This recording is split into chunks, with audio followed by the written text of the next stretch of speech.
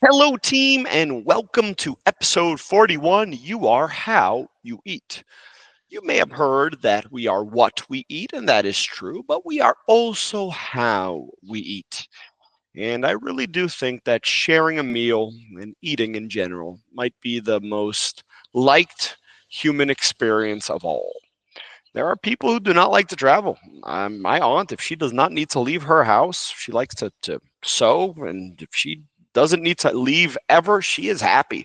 Some people don't like dogs. It's crazy. Some people don't like dogs. Others don't like music. They think the music's too loud. They don't like this noise. So, it's not for them. But I have never met somebody who does not like food. And there are types of meals. Sometimes you're in a rush, eating standing up in the kitchen, maybe throwing down a smoothie after the gym. Other times you want to prepare the nice dinner, open a bottle of wine, put some music on. So there are meals, there are types. And what we will be looking for today is a way that you can include some English in your week. So I'm sure there's a meal with somebody in your life that you could enjoy in English. We're going to find it here today. So, team, let's go. Let's see what we've got for you. First off, our warm up content food rituals. And it's a little video about how having a little ritual before you eat can improve the taste of the food. And whether you agree with it or not, my first question is, do you perform any pre-meal rituals? I hope you wash your hands, but I think there's some people are thankful. They might pray, they might set the table, they're plated a certain way. Here in Brazil, there's a battle between rice under the beans, beans under the rice and beans separate. It's a whole rice and beans debacle. But how about you? Do you eat any foods a peculiar way? I know Patrice always finds it a little strange when I just cut off the top of the kiwi and start chowing down. The nutrients are in the skin, so why would I peel it? And can a pre-meal ritual make the food taste better? I don't think it's just about food. I think in today's 1 minute short TikTok life, anytime that we can do a hard stop to one activity and a hard start to another activity, I think it's good for us. It's good for our focus, our attention, and the quality of whatever activity we're doing. So let's get into our grammar point, adjectives. When I think of a language, I think of three things. We have our nouns, we have our verbs, and we have our adjectives. And when we're studying a language, we usually associate grammar with verbs. We usually associate vocab with nouns. And adjectives, they kind of come in third, running a little bit behind. They're kind of there. And the first word related to adjectives that many people learn is very. And very is a very useful word. It is also used maybe too much. And our first tip today is about gradable and non-gradable adjectives. Some adjectives like, I'll take the first one on the list, angry. You can put on a scale. You can be kind of angry, not angry. You're a little angry. Yeah, you're so angry. You're really angry. You're very angry. So we have levels of angry. But if we use the word furious, you can't be very furious. You're already up top. You can't be kind of furious, a little furious. It sounds silly. So these extreme adjectives, these non-gradable adjectives, they sometimes get left behind because we learn very at the beginning. So I already know very. I can say very good, very happy, very angry, and we don't learn these cool vocab words that can enrich the way we speak. So your first grammar challenge this week is to pick one, two, at most three. I never like when you guys try to learn more than three things at once and add them to your vocabulary. Pick a good one, because if you go to a restaurant and you say the chicken was very tasty, I'm sure they'll be happy. The chef will love you. But if you say that the chicken was delicious, there's a certain I don't know. It sounds nicer. It sounds richer. So pick one or two of these that you think you could include into your vocabulary. Tip number two: comparatives and superlatives. In Portuguese, that I can remember, there are four words that we modify, which would be bigger, smaller, better, and worse. The basic ones. But in English, we have two options. Sometimes we add the ER or the ST. Sometimes we add the more and the most. And it can be confusing, even for native speakers. I was listening to a podcast this morning, and the native English speaker, he said more big, I think it was more big instead of bigger. Oh, yeah, there was a class last week. So this is something normal for people to make a mistake with. How will you decide? The official rule is 3 syllables or more. You add more and most, but you can't really trust that. So I usually just tell my students big word, more and most, small word, ER, EST. You'll never have to switch. There's never one that's ER and one that's most, one that's more and one that's EST. It's either ER and EST or it's more and most. Now, what's the difference? If I say bigger, João is bigger than Maria. It's a comparison. So of these two, it can be more. João was bigger than Maria and Carlos. It's not a problem. But if we use biggest, we mean like João was the biggest in his class of all of them. He's at the top of the mountain.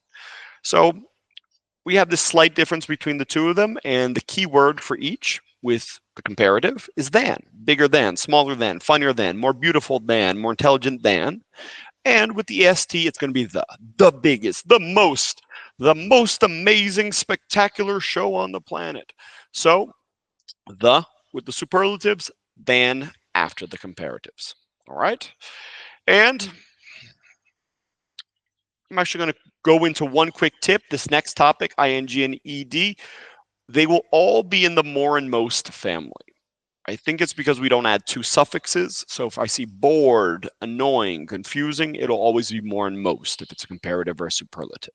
All right. But back to these ing, ed ending adjectives, they always come in trios. Yes. They have their 2 adjective forms. We have the dog is annoying. It keeps barking. We have me, who's getting annoyed by the dog, the person affected by it. And we can also say the dog annoys me. So that would be the verb form. And they always come in these trios. ing, the cause, ed, the affected one, and a verb between the two. Next up can be a little bit complicated for, I guess, both natives and non-natives, but it's more of a writing thing, and it's about compound adjectives. What is a compound adjective? It's when we take more than one word, turn it into like a megazord description. And I can say the girl is 4 years old, not a problem, that's fine. But if I'm going to turn 4-year-old into an adjective, into a description of girl, she is a 4-year-old girl, I need these hyphens to show that these words are all linked together. For a bonus point, where did the S go? 4 is plural, it should be years, right? Well, in English, we never conjugate adjectives, even with these different created adjectives. I didn't want to say made up, but so what does that mean in practical terms? The S disappears. 4-year-old girl, even though we would say she is 4 years old if we were saying it normally. Number 5, adjectives after verbs. We usually associate adjectives with what they describe. The rectangular Kindle, the big blue bottle. But there are a lot of verbs that we see with adjectives. And the first one's definitely to be. Probably one of the first things you learn how to say, I am Brazilian, or I am from somewhere. And why can this be a problem, at least for my Brazilian students, is that to be translates into both ser and estar in Portuguese. And usually you will give enough context. If the situation's driving me crazy, I am angry, okay, it's because of the situation. He's angry now, and not an angry person. But if you ever feel that it is a little ambiguous, you can add person to talk about a description. I hope this is not you, but you might be an angry person. You're a happy person. That's better. So she is a happy person. And then you'll know, all the time she's always smiling. But if you want to emphasize the momentary, she's happy right now, you can say that she's feeling happy. She got a promotion. Woo-hoo. So she's feeling happy. It's something that's in the moment. Both are fine. You can also just use to be by itself, but remember, sometimes it can sound different in English and Portuguese. The one that I'm thinking of specifically is lazy. In Portuguese, sometimes you'll say that you're kind of feeling lazy, but you'll use to be. And if you say I am lazy, you might get fired because that's not something good. So you don't want to be the lazy person. All right. Next up, seem and look. I'm going to see them together because they are pretty similar. And in Portuguese, we translate them to parece, but they are both about receiving visual cue or about receiving cues, but one is visual, look, while seem is a more emotional, more subtle version of this. So if I say you look angry, maybe you're red in the face. But then if I also see kind of crumpling the paper and kind of moving a little bit strongly, maybe you seem angry. In practical terms, they both work. Pick one that you like. I can think of few cases where you would have to use one or the other. Actually, that's not true. You know, somebody asks, "Oh, how do I look?" You know, you're gonna say, "Oh, you look beautiful." You won't say you seem beautiful. That might get them a little confused. And the last word we will see today is get. Get is a flexible word. It has a myriad of uses, but when you're talking about adjectives, I like to think of it as to be's cousin. It was really hot yesterday. It was hot when I woke up. It was hot when I went to sleep. But I could also say it got hot yesterday because the temperature kept going up. And both of them are fine, but to be is a more steady, stable version of this adjective from the beginning. Oh my God, where's the fan? But when I say use a get, it's about a transition. You can see the thermometer almost going up. So team, those are our tips about adjectives. We will continue with a cool one next week. All right. And what was the best thing you ate this week? That's easy. My barbecue. Can I describe it using the rules above? We had some delicious picanha and some practical skewers, kebabs, and let me see, some roasted potatoes, and something that was surprising was that at the end we had two slices of picanha left, and everybody had eaten enough. So we put it on just on top of the potatoes, on top of aluminum foil, and I closed the grill. And then I came back like 3 hours later, and they looked burned, but they were delicious. And we gobbled them up. They disappeared in a couple seconds. So that was very cool. Something I will try again in the future. Yes, and let me know, what would you like at a dinner with me? Team food charades. Sometimes our vocabulary fails us. So just have some fun. Can you act out some of the foods you enjoy? Let me see. Question number 5. If you could put your name on a sandwich, what would be in it? Oh, I know what would be the gringo sandwich. It would be a big piece of chicken breast, breaded, and 2 cheeses, like cheddar and maybe a little Parmesan or something else just to be fun. I always like when there's 2 cheeses. A nice slice of bacon. And I like some lettuce and some tomato. I think that's the perfect amount of salad for a sandwich. And onions, I don't really consider salad, but I want some onions in it.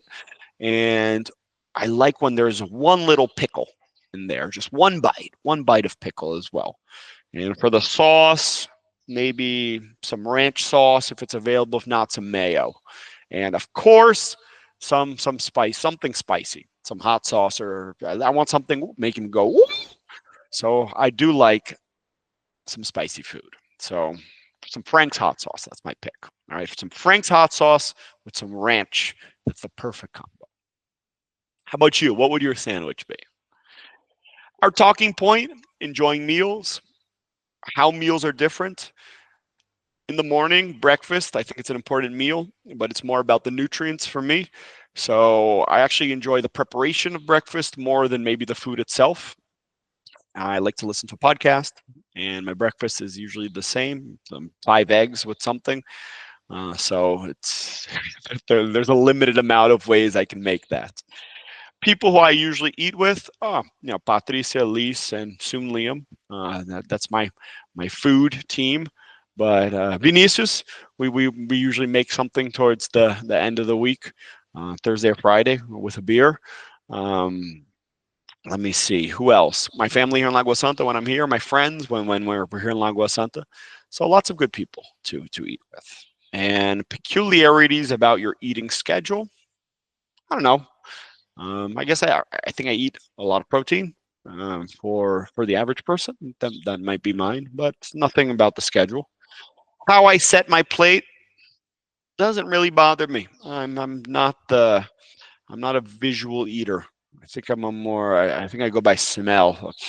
When I smell something good, then I want to eat it. But I'm not a very visual diner. And details that improve a dining experience. Ooh, good sauce. Somebody who makes you laugh. Um, time. I think time when you're not in a rush. That's the best. It's the best seasoning. And what would be the worst food to develop an allergy to? Maybe protein. It's not a good one. I like going to the gym. It would definitely limit my gym going abilities. And what do you like to order to hit the ground running? Usually some seltzer. I like a seltzer while I'm deciding. Maybe some French fries if I'm with Lise. And team, that's it. It's sharing a good meal.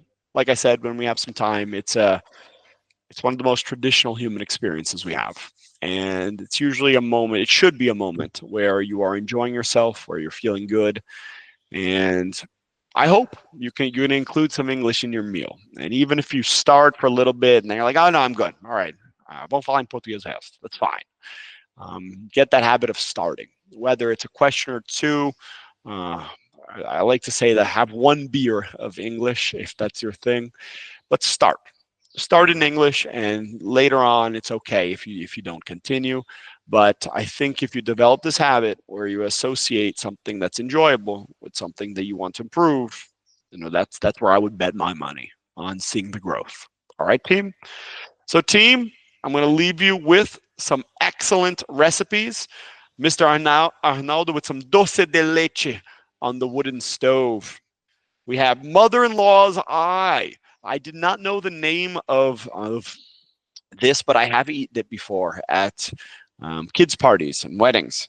And Marcelo's stuffed fluffy bread. I did not get a picture, so I had to chat GPT what fluffed stuffy bread might look like. Soon to be Antonio's favorite. But team, that is it. Thank you. And like always, I hope to see you in class. See you then.